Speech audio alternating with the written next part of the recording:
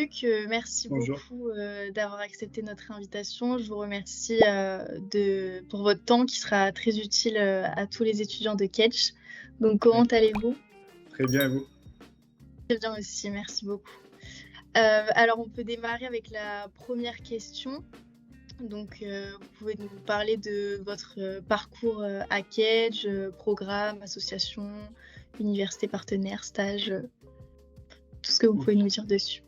Moi, je suis rentré à Kedge en troisième année de bachelor en business development. Et après, par la suite, je suis rentré en AST2, en master 1, en programme grandes écoles. Et j'ai fait tout ça en alternance, en fait.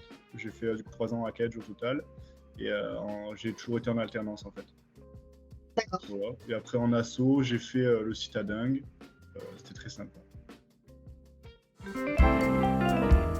Nous, en fait, notre entreprise, c'est Repulp Design.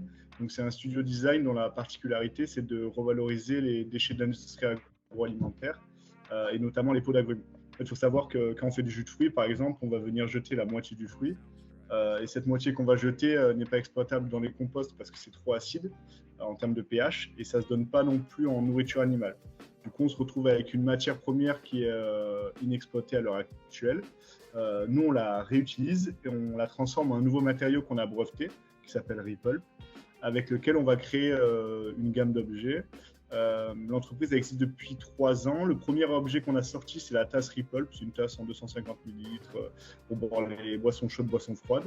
Aujourd'hui, on est distribué chez Nature et Découverte et on travaille aussi avec beaucoup d'entreprises, comités d'entreprise pour les cadeaux de fin d'année, ce genre de choses. Et on a développé également une gamme de luminaires. On s'adresse plus à des architectes d'intérieur pour des gros projets, ce genre de choses, et puis aussi des boutiques qu'on distribue là depuis un mois à peu près. Donc on fait pas mal d'expositions aussi. Voilà. D'accord, c'est très intéressant. Et donc de ce que j'ai compris, vous avez choisi de créer votre propre entreprise, c'est ça? Ouais, c'est ça. En fait, du coup, moi, j'ai fait 5 ans d'alternance. J'ai tout fait mon master. Avant d'être à Kedge, j'étais en BTS. Et après, par la suite, j'ai signé en temps. J'étais chez Ichi, du coup, une entreprise dans le bâtiment qui recrute pas mal à Kedge. Et à la fin, j'étais chargé d'affaires grand compte à Marseille. Du coup, par la suite, j'ai pris un autre job aussi de responsable régional dans une autre boîte. Et après, je me suis dit que je voulais plus être en phase en fait avec moi mes valeurs personnelles et j'avais vraiment envie de faire partie d'un projet qui a un impact positif sur l'environnement. Et comme on avait lancé avec mon associé Ripple du coup pendant ma fin d'études, c'est toujours un projet que j'avais gardé en parallèle. Et là, depuis maintenant bientôt 7 mois, je suis vraiment à 100% dans l'entreprise. D'accord. Et lors de vos études, vous aviez pour ambition de lancer votre propre entreprise? Oui et non, c'est-à-dire que en fait, j'avais pour idée de monter une entreprise un jour. Après, en fait, ce qui manque toujours, c'est l'idée.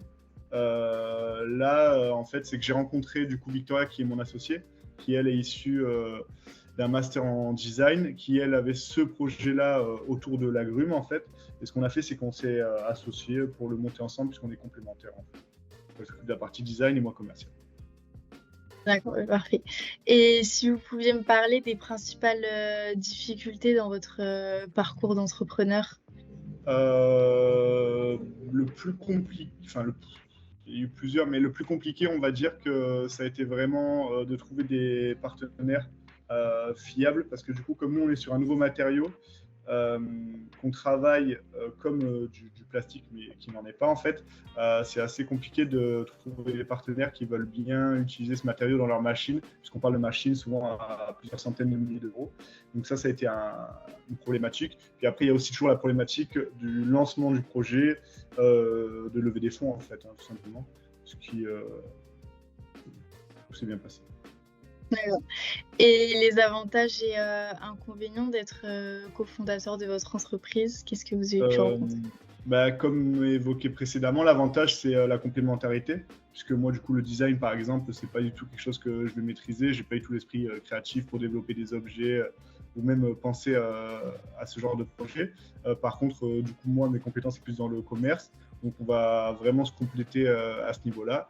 Et après les inconvénients, je dirais que c'est si jamais on s'entend pas avec son associé, ça peut être problématique, quoi. Après, je touche du bois, mais nous ça se passe très bien, quoi. Je touche du bois aussi pour vous. Merci. Et Je dirais que ce serait de profiter au maximum des ressources offertes par l'école. Parce qu'en fait, il y a pas mal de dispositifs pour l'entrepreneuriat, notamment, avec la Business Nursery. Bon, là, ça commence à devenir quand même de plus en plus coté, on va dire. C'est-à-dire qu'ils communiquent pas mal dessus et c'est quelque chose d'un peu central dans l'école. Mais c'est vrai qu'à l'époque, c'était un peu laissé de côté. C'était quelque chose comme ça, c'était un peu opaque pour les étudiants. Et c'est vrai que nous, on est passé par la Business Nursery, on a été incubé là-bas. Et c'est vraiment une grande chance d'avoir pas mal d'experts sur des sujets divers et variés, sur la propriété intellectuelle, sur comment on crée des statuts. On rencontre des entrepreneurs qui ont déjà eux-mêmes monté des entreprises. Et après, pareil aussi, il y a les profs qui, la plupart du temps, ont des boîtes à côté. C'est vraiment des super sources de conseils. Et puis, généralement, si on s'entend un peu bien avec eux, ils sont toujours là pour aider, quoi. Donc, c'est top. d'accord, parfait. Ben, merci beaucoup. Je prends Ouais. note. Et j'espère que tout le monde aussi. Ben, je vous remercie en tout cas encore une fois pour le temps accordé pour cette interview et je vous souhaite bonne chance pour la suite de votre parcours. Merci également. Merci, au revoir.